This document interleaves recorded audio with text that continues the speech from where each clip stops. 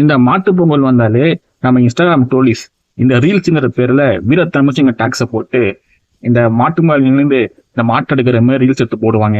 அப்புறம் வயல் ஓடி போய் சுத்தி சுத்தி லோகங்கள் டாப் ஆங்கிள்னு சாட்டு வச்சு ரீல்ஸ் எடுத்து போடுவாங்க. அது கூட பரவாயில்லையா, இந்த மாடு மேல நின்று ரீல்ஸ் எடுக்கிறாங்க இல்லையா, அந்த மாடு பாத்தீங்கன்னா அப்படி குதிக்குது, ஏறுது, வருது. எவனா ஒருத்தன் கஷ்டப்பட்டு அந்த மாட்டுக்கு தவுட்டியும் புண்ணாக்கியும் போட்டு வருஷம் ஃபுல்லா கண்ணு முடிச்சு அந்த மாடை பொத்தி பொத்தி வளர்த்து வைப்பான். நீங்க வருஷத்துல ஒரு நாள் அந்த மாட்டு பொங்கலுக்கு மட்டும் அந்த மாட்டு முனை போய் நின்றுக்கிட்டு ஒரு ரீல்ஸ் எடுத்து போடுவீங்க. இல்ல பேக்ரவுண்ட்ல சாங்கு வேற, கொம்புல பூவை சுத்தி நெத்தியில பொட்டு வச்சு கன்னி பொண்ணு கை வளர்த்த காலமாடும் ரீல்ஸை போட்டு ட்ரெண்ட் ஆகுறீங்க. ஆனா ட்ரெண்டாயி தொடங்குடா. ஆனா ரீல்ஸை ஸ்வைப் பண்ண இதுவே தான் வந்துட்டு இருக்குது. அதாவது ஒரு டூ வீலர்ல சென்டர் ஸ்டாண்ட் போடவே உங்களுக்கு உதவிக்கு ஒரு ஆள் தேவைப்படுது.